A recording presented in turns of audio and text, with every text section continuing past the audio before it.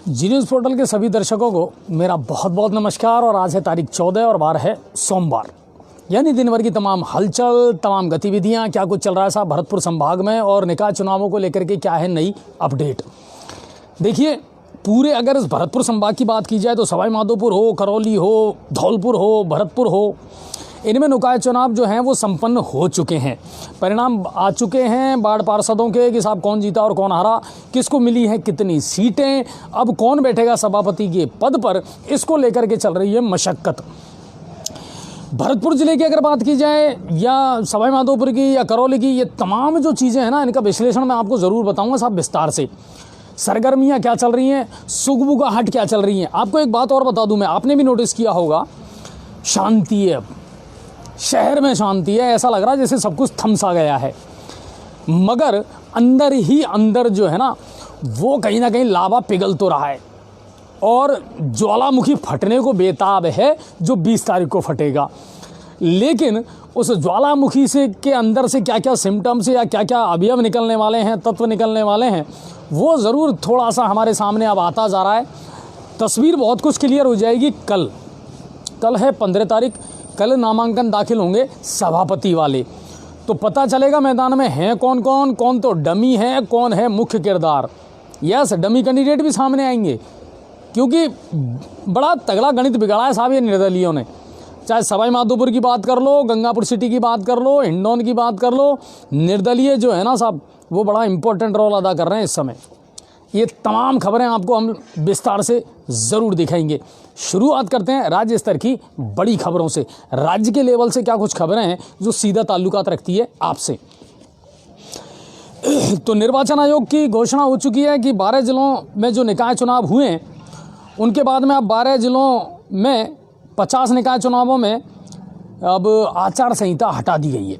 यानी आदर्श आचार संहिता जो पहले लग गई थी और लगाई जाती है चुनावों से पहले, वो आदर्श आचार संहिता जो है उसको हटा दिया गया है। तो ये राज्य स्तर की खबर है। निर्वाचन आयोग ने ये फैसला आज कर दिया और आदेश इसके जारी हो गए। पटवार भर्ती परीक्षा, बड़ी भर्ती परीक्षा है और इसको लेकर के बड़ी अपडेट आई है कि 4421 यानी 4421 पदों पर 3 दिन में 6 चरणों में ये परीक्षाएं आयोजित की जाएंगी जनवरी में। और ये कहा गया है कि साहब अल्फ़ाबेट तरीके से ए से सी तक, फिर डी से आगे, इस तरह इन परीक्षाओं का आयोजन किया जाएगा। उसकी डेट निकाल दी है और वो हमने पेज पर डाल भी दी है। आप देख सकते हैं कि अल्फ़ाबेट के हिसाब से आपका किस पारी में परीक्षा है, कब आपको जाना है। तो इसकी बड़ी तैयारी शुरू कर दी अब राजस्थान सरकार ने। पटवारी भर्ती परीक्षा, बहुत लंबे समय से इंतज़ार भी था इसका। और एक और सरदर्द वाली खबर आई है राज्य सरकार के लिए। जैसे तैसे करके तो गुर्जर आरक्षण आंदोलन वाला जो मामला था ना वो समाप्त हुआ। फिर आया था जाट समाज का। जाट समाज से भी उस समय तो जैसे तैसे करके बात करके और उस मामले को शांत कर दिया गया था, लेकिन अब जाट समाज पर जो है वो सड़कों पर उतरने को तैयार है और जाट समाज ने पूरी रणनीति तैयार कर ली है। और जाट समाज के जो प्रमुख नेता हैं उन्होंने ये कहा है कि साहब आने वाली 25 दिसंबर को खेड़ली मोड़ पर पड़ाव डाल देंगे और जितनी भी उनकी आरक्षण सहित लंबित मांगें हैं उनको लेकर के सरकार के घुटने टेकने पर सरकार को मजबूर करेंगे। गुर्जर आरक्षण बड़ी मुश्किल 9, 10 दिन, 11 दिन ऐसे निकले साहब बड़े ख़राब, और अब आ रहा है आरक्षण जाटों का। ये सरकार के लिए बड़ी चुनौती साबित होने वाली है, राज्य सरकार के लिए। चलिए अब चलते हैं भरतपुर की तरफ। तो महाराजा विश्वेंद्र सिंह जादू चला रहे हैं साहब अपना वहाँ।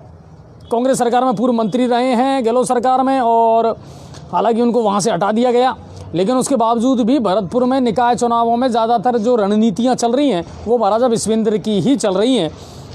और आज उन्होंने बड़ा मास्टर स्ट्रोक खेला साहब, और भाजपा के पूर्व मंडल अध्यक्ष को उन्होंने कांग्रेस ज्वाइन करवा दी है ना। गजब बात, बड़े पद पर बैठे हुए कद्दावर नेता को भाजपा छोड़ करके कांग्रेस में बुलवा लिया, कांग्रेस ज्वाइन करवा दी और उनको अब चेयरमैन के रूप में प्रस्तुत भी कर दिया है। डी नगर पालिका के चेयरमैन के रूप में उनको नॉमिनेट कर दिया गया है। बड़ा चेहरा होंगे, भाजपा के पूर्व मंडल अध्यक्ष थे, कांग्रेस ज्वाइन कर ली। तो रणनीतियां पूरी सटीक चल रही हैं इस समय विश्वेंद्र सिंह जी की भरतपुर में।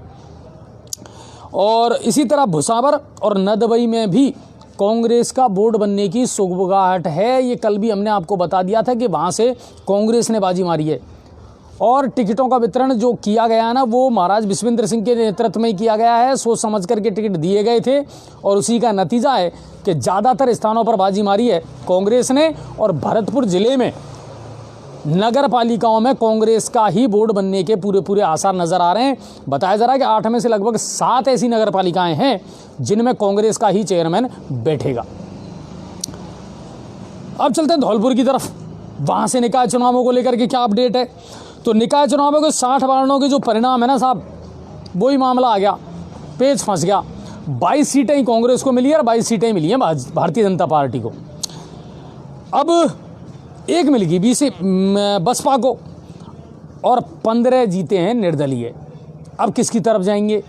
जिसकी तरफ निर्दलीय चले जाएंगे उसी का बोर्ड बन जाएगा। चाहिए 31, मिलिए दोनों को 22-22, यानी दोनों ही बहुमत से दूर हैं, तो उसको भी साधने में लगे हुए हैं।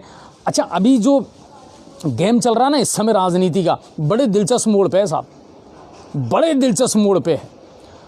भाजपा अपना जैसे तैसे करके गठजोड़ बैठा करके अपना बोर्ड बनाने की कवायद में है, तो कांग्रेस भी उसी में लगी हुई है। बसपा को कई जगह इतना सा बेनिफिट ज़रूर मिला है कि साहब उसका खाता तो चलो खुला, कहीं ना कहीं लाइमलाइट में आए तो सही, लेकिन भारतीय जनता पार्टी और कांग्रेस दोनों के लिए सिरदर्द वाली बात ये है कि किसकी रणनीति ज़्यादा मजबूत होगी, कारगर होगी और कौन अपना बोर्ड बना पाएगा। अब चलते करौली की तरफ। करौली के हिंडौन से एक खबर आई थी कि चुनावी रंजिश को लेकर के दो पक्षों में आपस में खूब पथराव हुआ और चुनाव हारने के बाद एक पक्ष ने दूसरे पक्ष पर पथराव किया। सूचना के बाद डीवाईएसपी किशोरीलाल जी वहां मौके पर पहुंचे, मौका मुआयना किया और हिंडौन के कुरैसी मोहल्ले की ये घटना थी। निकाय चुनावों की बात करें हिंडौन की, बड़ा जोरदार चल रहा है वहां भी मामला। हिंडौन में मामला ये चल रहा है साहब कि वहां भी निर्दलियों की भूमिका बड़ी इंपॉर्टेंट हो गई। 13 सीटें तो मिली है कांग्रेस को और 18 सीटें मिली हैं भारतीय जनता पार्टी को और निर्दलियों ने जीती है 28 सीटें। है ना शानदार चीज।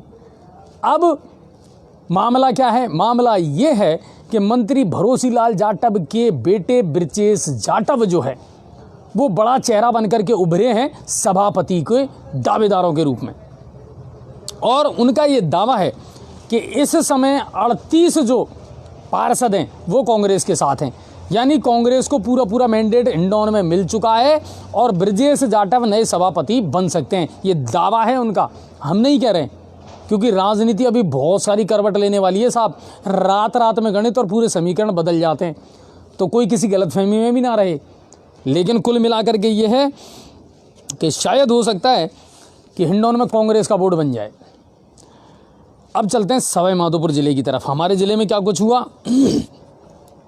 जिले के जुगाड़ गांव में, ये खबर हमने भी दिखाई थी आपको, जुगाड़ गांव में प्रजापत समाज के दूल्हे को घोड़ी से उतारकर पीटने का जो मामला था वो तूल पकड़ता जा रहा है। 11 दिसंबर की ये घटना थी जब गांव में प्रजापत समाज के एक दूल्हे की निकासी निकल रही थी और यादव समाज के कुछ लोगों ने उसे घोड़ी से उतार करके उसके साथ मारपीट की, उसके साथ जो लोग थे उनके साथ मारपीट की और घोड़ी पर बैठने से मना कर दिया।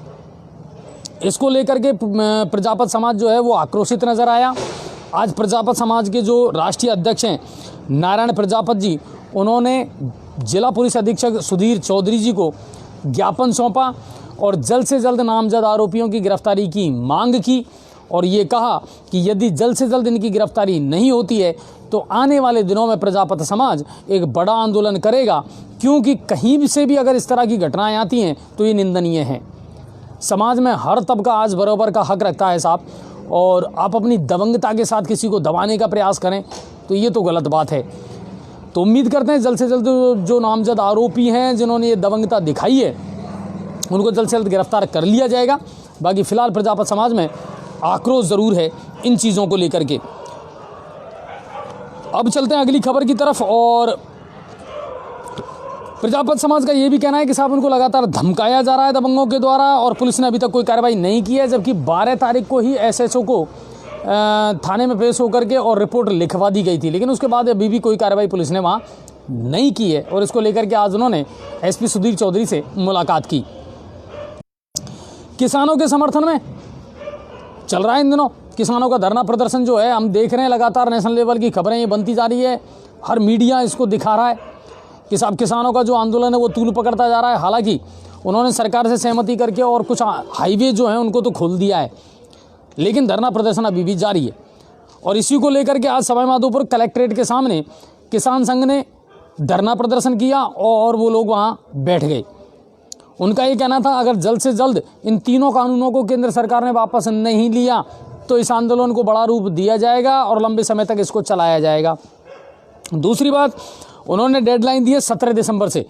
17 दिसंबर से बड़ा प्रदर्शन किया जाएगा। जब तक ये कानून वापस नहीं होते तब तक धरना प्रदर्शन जारी रहेगा।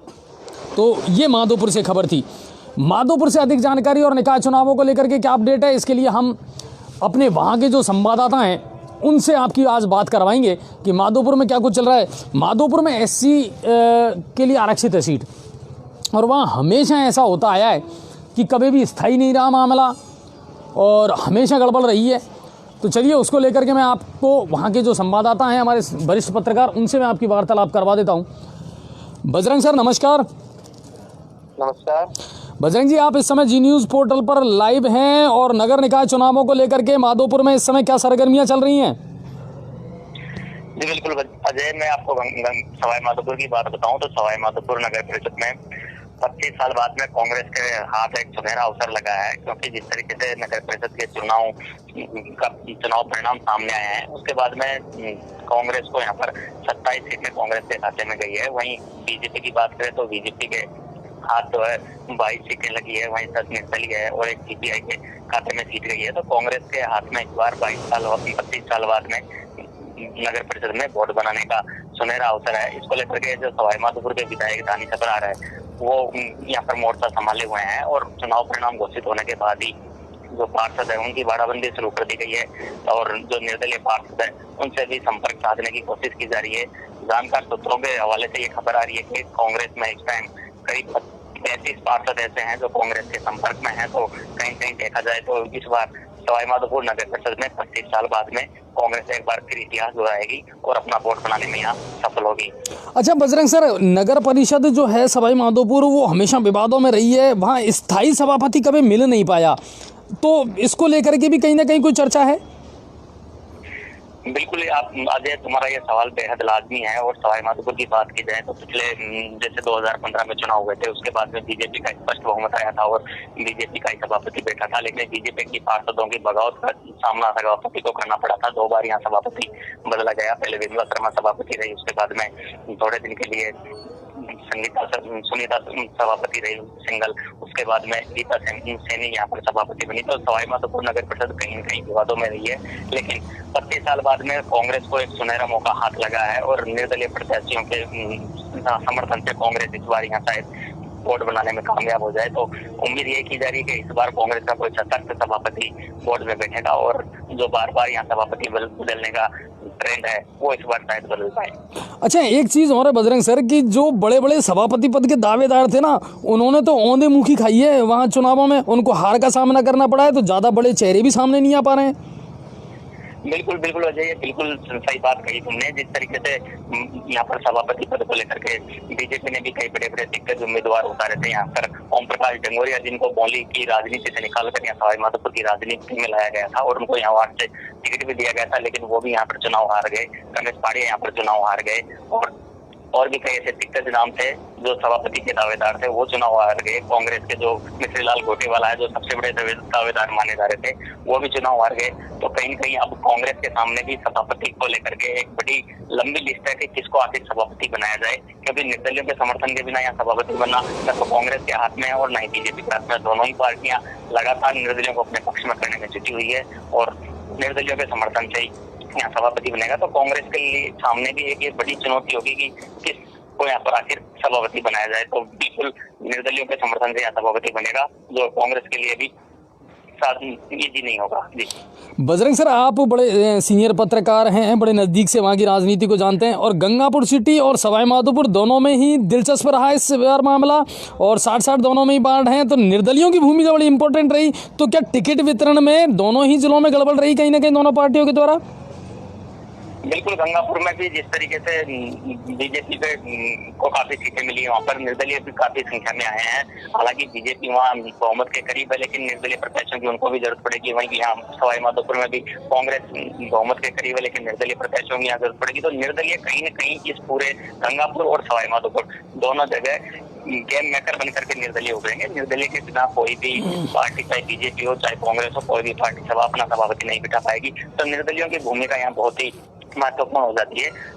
गंगापुर सिटी में जहाँ बीजेपी कोशिश कर रही है, वहीं सवाई माधोपुर में कांग्रेस की कोशिश कर रही है। दोनों ही जगह दोनों ही पार्टियां निर्दलियों को अपने अंडर में करने की कोशिश कर रही है। तो उसको लेकर के बाड़ाबंदी भी शुरू हो गई है। अब 20 तारीख को स्पष्ट हो पाएगा कि गंगापुर में किसका सभापति बैठता है और सवाई माधोपुर में किसका सभापति बैठता है। अच्छा, जी न्यूज़ पोर्टल को कितने लोग देखते हैं सर? वहाँ पर कितनी खबरों में विश्वसनीयता है?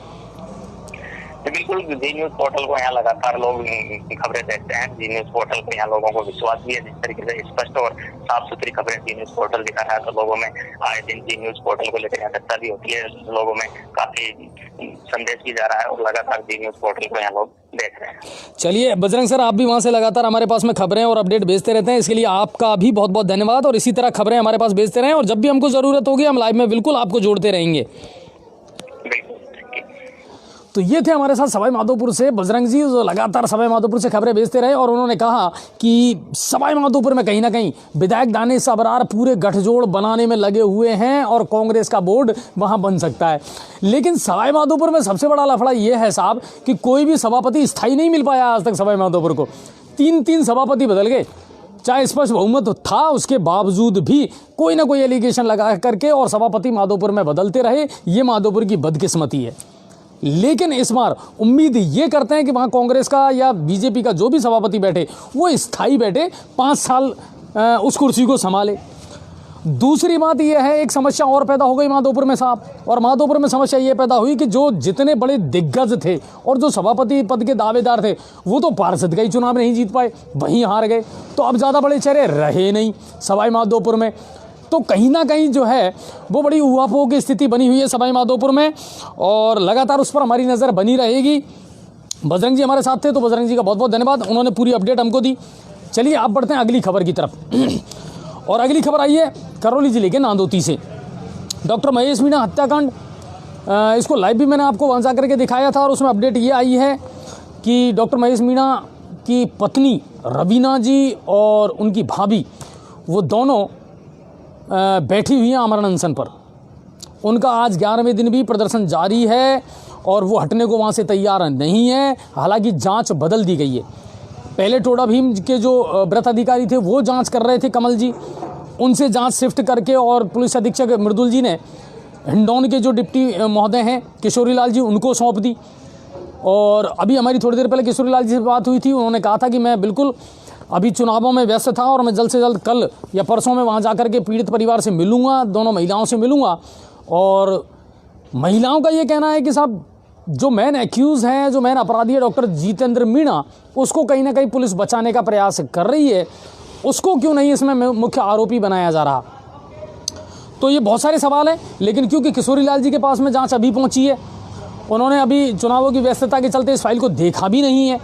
और उन्होंने अभी जब मेरी बात हुई थी उन्होंने कहा था कि बिल्कुल मैं इस पूरे मामले की जांच करूंगा और मैं कल महिलाओं से मिल करके और इस मामले में जल्द से जल्द जो भी उचित कार्रवाई होगी बहुत सख्ती के साथ और तुरंत करूंगा और इस मामले का जल्द से जल्द निस्तारण करूंगा।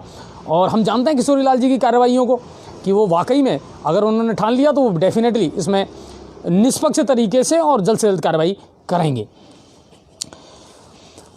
अब बात करते हैं आपकी और हमारी और गंगापुर सिटी की। सबसे पहले तो आप सभी का बहुत बहुत शुक्रिया कि जितने सारे कमेंट्स और मैसेज आए कि कल की डिबेट को सबसे ज़्यादा लोगों ने पसंद किया। कल हमारे साथ दीपक जी थे, अनिल दुबे सर थे और मदन पचौरी जो निर्दलीय जीते थे उनके लिए। लेकिन दोस्तों एक चीज़ का दुख ज़रूर है, मुझे एक अफसोस है जो मैं पहले भी कह चुका था और आज फिर मुझे वो बात कहनी पड़ रही है कि हमारे बहुत सारे दर्शक ऐसे हैं जो हमारे किसी भी मेहमान के लिए पर्सनल कमेंट करते हैं। मैं ऐसे दर्शकों से हाथ जोड़कर ये निवेदन करता हूं कि सर ये जी न्यूज़ पोर्टल का प्लेटफॉर्म है, आपके अपने घर का या पर्सनल प्लेटफॉर्म नहीं है। हमारे यहाँ जो भी मेहमान आता है हम सिर्फ आप लोगों की वजह से उनको बुलाते हैं। हमारे लिए हमारा हर मेहमान बहुत सम्माननीय है, और उसके बारे में अगर आप कोई पर्सनल कमेंट करेंगे या गलत कमेंट करेंगे तो ये हम बर्दाश्त नहीं करेंगे सर। मैंने अपनी टेक्निकल टीम को ये बोल रखा है कि ऐसे दर्शकों को तुरंत प्रभाव से ब्लॉक कर दिया जाए और वो वापस इस पेज पर हमारे पर नहीं जुड़ पाएंगे। बहुत कुछ बोला है कल आपने हमारे किसी मेहमान के लिए, तो मुझे अफसोस है कि आपको अगर कुछ करना है, कुछ कहना है, आपके मन में कुछ विचार है, भड़ास है, तो आप पर्सनल उनके फ़ोन पर फ़ोन करिए ना साहब, हमें कोई परेशानी नहीं है, हम आपको रोक नहीं रहे। लेकिन आप अपने गलत कमेंट्स के लिए जी न्यूज़ पोर्टल का जो प्लेटफॉर्म है उसका इस्तेमाल ना करें। अपने विचार दें, सुझाव दें, अच्छा लग रहा है, बुरा लग रहा है, जैसा भी है अच्छा कहें, लेकिन ये याद रखें कि किसी के बारे में व्यक्तिगत टिप्पणी करना आपको भी शोभा नहीं देता। हज़ारों लोग जब आपकी टिप्पणी को पढ़ते हैं तो कहीं ना कहीं आपकी भी इमेज ख़राब होती है, आपको भी लोग टोकेंगे, फिर वो हमें अच्छा नहीं लगेगा कि हमारे दर्शक से किसी ने कुछ कहा। हम अपने हर दर्शक का सम्मान करते हैं, हम अपने हर मेहमान का सम्मान करते हैं, और ये जी न्यूज़ पोर्टल आज इतनी ऊंचाइयों पर पहुंचा है, इसकी बदौलत सिर्फ आप लोग हैं सर। हम निष्पक्षता रखते हैं, निर्भीकता रखते हैं, और हमारे जहन में जो कुछ आता है ना वो बिल्कुल बेबाकी से हम पूछते हैं अपने मेहमानों से, कोई लाग लपेट नहीं। जो है वो यहाँ है, जो बताना है यहाँ बताइए। तो इसके लिए आप सभी का बहुत बहुत धन्यवाद। और किसान आंदोलन बिल्कुल बढ़ता जा रहा है, इसको लेकर के अलग अलग जगह ज्ञापन भी दिए गए हैं। करौली में भी आज किसान संघ के द्वारा ज्ञापन दिया गया जिला कलेक्टर सिद्धार्थ सियाग को। कोरोना की चर्चा करें तो कोरोना अब अपने, मुझे ऐसा लगता है, और मुझे क्या रिपोर्ट भी लगभग ऐसी आ रही है कि अब लगभग धीरे धीरे खात्मे की ओर है। बहुत अच्छी बात है।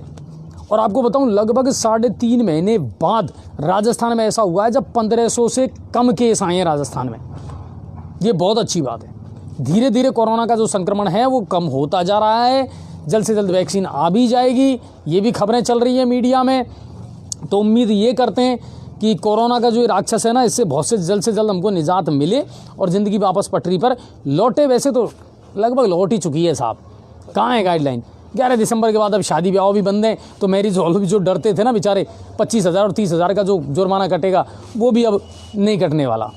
तो एक तो उससे निजात मिल गई, और उम्मीद करते हैं अब जब साए आएंगे उससे पहले कोरोना ख़त्म हो लेगा तो ज़िंदगी वापस पटरी पर लौटेगी। स्कूल कोचिंग ज़रूर बंद हैं, इनके बारे में पता नहीं सरकार क्यों नहीं सोच रही। अब सरकार सोचे तो किस किस के बारे में सोचे। जाट समाज उतरने वाला है, निकाय चुनावों को लेकर के अपडेट चल रही है, और बहुत सारे मामले ऐसे हैं जिनका कोई निस्तारण हुआ ही नहीं है। अब कैसे चले काम। तो कुल मिलाकर के ये है कि फिर अगर हम कहेंगे तो आप कहोगे कि साहब आप बीजेपी के पक्षधर हैं, लेकिन सही बात यह है साहब कि कांग्रेस सरकार काम कर ही नहीं रही, और ना ही ब्यूरोक्रेट्स को काम करने दे रही है। ये शाश्वत सत्य है बिल्कुल कि काम करने ही नहीं दिया जा रहा है। ना बजट आ रहा है। छात्रवृत्ति को आप देख लीजिए कब से रुकी हुई है। स्टूडेंटों को जो छात्रवृत्ति बेरोजगारी भत्ता मिला करता था वो बंद है साहब, वो नहीं मिल रहा। अब वसूली बरोबर चल रही है, ये और बता दूं मैं आपको, चाहे बिजली के बिलों की वसूली हो या कोई और वसूली हो, वसूली में कोई कोताही नहीं किया राजस्थान सरकार ने, वसूली बराबर चल रही है। बिजली के बिलों के लिए 5 महीने से 6 महीने से जनता चिल्ला रही थी, मगर कोई कान पे जू नहीं रहेंगी ये साहब। सोसाइटी के दावे कर रहे थे बहुत सारा लोन दिया है साहब हमने, कोई लोन नहीं दिया साहब। मुझे तो अभी तक एक भी किसान नहीं मिला जिसको सोसाइटी से कोई लोन मिला हो। पिछले जो कर्जे माफ़ किए थे ना उसका भी सर्टिफिकेट नहीं मिला है अभी तक, ये भी मैं आपको बता दूं। तो बहुत सारे इशू हैं साहब। अब आप इन पे काम कब करोगे। सड़कों का कोई काम नहीं हो रहा, सिंचाई का कोई काम नहीं हो रहा, बिजली का कोई काम नहीं हो रहा, स्टूडेंटों के स्कूल और कोचिंग आपने बंद कर रखे हैं। तो फिर अब एक ही जगह से आप बाई लूट रहे हो कि साहब राजस्थान मॉडल सबसे बढ़िया रहा कोरोना के मामले में। क्या रहा साहब, ये बात थोड़ी सी जम नहीं रही। तो वो बातें, स्कूल कॉलेज बंद पड़े हैं। और एक चीज़ और मैं बता दूं, स्कूलों ने फीस वसूली में सख्ती करना शुरू कर दिया है। बिल्कुल मैं खुल के कह रहा हूं, जितने भी निजी शिक्षण संस्थान हैं वो बिल्कुल अभिभावक को परेशान कर रहे हैं, लगातार उससे फीस मांगी जा रही है। बच्चों के पास में लगातार तगादे किए जा रहे हैं, पेरेंट्स को लगातार फ़ोन किए जा रहे हैं कि आप जल्द से जल्द फीस जमा करवाएं। इशू ये नहीं है कि पेरेंट्स फीस जमा करवाए या ना करवाए, इश्यू ये है कि इसका फैसला क्या हुआ, इसका रिजल्ट क्या निकला। मामला कोर्ट में भी है, मामला सरकार के पास भी है, मामला अभिभावकों के पास भी उलझा हुआ है और मामला निजी शिक्षण संस्थान है उनके पास भी उलझा हुआ है। दें या ना दें, दें तो कितनी दें, ये भी तो असमंजस की स्थिति है ना, ये भी तो क्लियर नहीं हुआ अभी तक। बच्चा तो एक ही दिन स्कूल नहीं गया साहब। लेकिन एक चीज़ और मैं बता दूं, बहुत सारे निजी शिक्षण संस्थान हैं जो इस समय चालू हैं, इक्के दुक्के बच्चों को वो बुला रहे हैं, और अगर वो नियमों का पालन करके बुला रहे हैं तो मेरा ये मानना है व्यक्तिगत कि वो कोई गलत नहीं कर रहे हैं। बच्चों की पढ़ाई ज़रूरी है और आधा सेशन ख़त्म हो चुका है। आज शिक्षा विभाग ने भी कक्षा 1 से लेकर के और 8 तक का नया पाठ्यक्रम जारी कर दिया है। हमारे पेज पे मिल जाएगा, आपको पढ़ लेना कौन से पाठ हटाए गए हैं, कौन से पाठ जोड़े गए हैं कक्षा 1 से लेकर के 8 तक के, जिनकी तैयारी बच्चों को करनी है। तो कुल मिलाकर के ये सेशन तो ख़त्म ही है साहब। मध्य प्रदेश सरकार ने तो पूरा ही सेशन ख़त्म कर दिया। केवल 10th के और 12th के बच्चों को बोर्ड की एग्ज़ाम देनी है, इसके अलावा किसी को नहीं देनी, सबको प्रमोट कर दिया जाएगा। ये आदेश निकाल दिए हैं शिवराज सिंह जी चौहान ने, अप्रैल से करेंगे वो 2021 से। तो वो एक मामला है। अब बात करते हैं सर्दी की। तो सर्दी का सितम चालू हो चुका है साहब। शीतलहर अब मतलब कपकपी छुटाने लगी है, और पहाड़ी जो क्षेत्र हैं उनमें बर्फबारी जो हो रही है उससे पूर्वी राजस्थान जो है उसमें अब सर्दी का सितम बढ़ने लगा है। कल भी जब हम लाइव कर रहे थे तो अचानक ठंडी हवाओं ने कहीं ना कहीं जिस्म को जब छुआ तो चुभन सी महसूस हुई, और कुल मिलाकर के अब सर्दी का कहर शुरू हो चुका है। और आपको पता है हम तो यहाँ से कर रहे हैं, गाँवों में सर्दी ज़्यादा है क्योंकि आसपास हरियाली रहती है, फसलों में पानी लग रहा है। तो वो भी बात है, गेहूँ और सरसों की फसल जो है वो अभी अपने पूरी तरीके से शबाब पर है। किसानों को कहीं ना कहीं मावठ का इंतज़ार ज़रूर है, और धरती ने जो है वो सरसों की पीली चादर ओढ़ ली है। तो इन दिनों अगर आप जा कर के देखेंगे गाँवों की कंडीशन, तो हरियाली है चारों तरफ और अच्छा लग रहा है गाँव का माहौल। किसान अपनी खेतीबाड़ी में जुटा हुआ है। अब ये एक तो किसान वो है जो खेतीबाड़ी में जुटा हुआ है, एक किसान वो है जो बॉर्डर पर सड़क जाम करके बैठा हुआ है। और एक जो खबर है जो सबसे ज़्यादा हमको दुखी भी कर रही है और सोचने पर मजबूर भी कर रही है कि इसका जल्द से जल्द क्या निस्तारण किया जा रहा है, वो है छोटी उदय में पानी की समस्या। लगातार वहाँ से मैसेज आते हैं साहब कि आखिर ये छोटी उदय में पानी की समस्या कब मिटेगी। उन्हीं के अपने विधायक को वो लोग पता नहीं क्या क्या कह रहे हैं, क्या क्या मैसेज डाल रहे हैं कि ये विधायक महोदय कब सुनेंगे और कब छोटी उदय की सुध लेंगे, और कब छोटी उदय को पीने का पानी मिलेगा, सिंचाई का पानी मिलेगा, कब इसको बड़ी योजनाओं में शामिल किया जाएगा। विधायक रामकेश जी से कई बार हमने ये मुद्दा उठाया है, और नहीं उठाया तो भी उन्होंने आगे से हमको बताया है कि नहीं साहब मैं जल्द से जल्द इसको शामिल कर रहा हूँ। मुख्यमंत्री गहलोत को पत्र लिखा जा चुका है, मगर कहानी आगे बढ़ती नजर आ नहीं रही। यही मामला पांचना में फंसा हुआ है। विजय मैसला जी की एक खबर मैंने आपको दिखाई थी कि इंदौर में उनके निवास पर बैठक की थी सर्व समाज ने, किसानों ने, कि साहब सरकार से अपील की जाएगी पासना जगह जो परियोजना है उसका पानी जो है वो जल्द से जल्द खोल दिया जाए, नहरों की सफाई करके, और पानी किसानों को मिले। कब करोगे साहब? दिसंबर शुरू हो चुका है। गेहूं को पानी की ज़रूरत है, सरसों को पानी की ज़रूरत है, और जब ये सारी चीज़ें सीज़न ही निकल जाएगा तो क्या करोगे आप इस पानी का? अगर किसानों को पानी देना है तो आंखों में पानी होना बहुत ज़रूरी है साहब। आंदोलनों से कुछ नहीं होने वाला, कानूनों से कुछ नहीं होने वाला। किसान का असली दर्द जानना है ना, तो किसान से मिलना पड़ेगा आपको, किसान के पास जाना पड़ेगा, उसकी झोंपड़ी में झांक करके देखना पड़ेगा। और ये जो सर्दी है ना साहब, इसमें वो रात को जा कर के जब पानी मोड़ता है, सिंचाई करता है, तो वो दर्द आपको महसूस करना पड़ेगा। आंदोलन करना है तो उसके लिए कीजिए।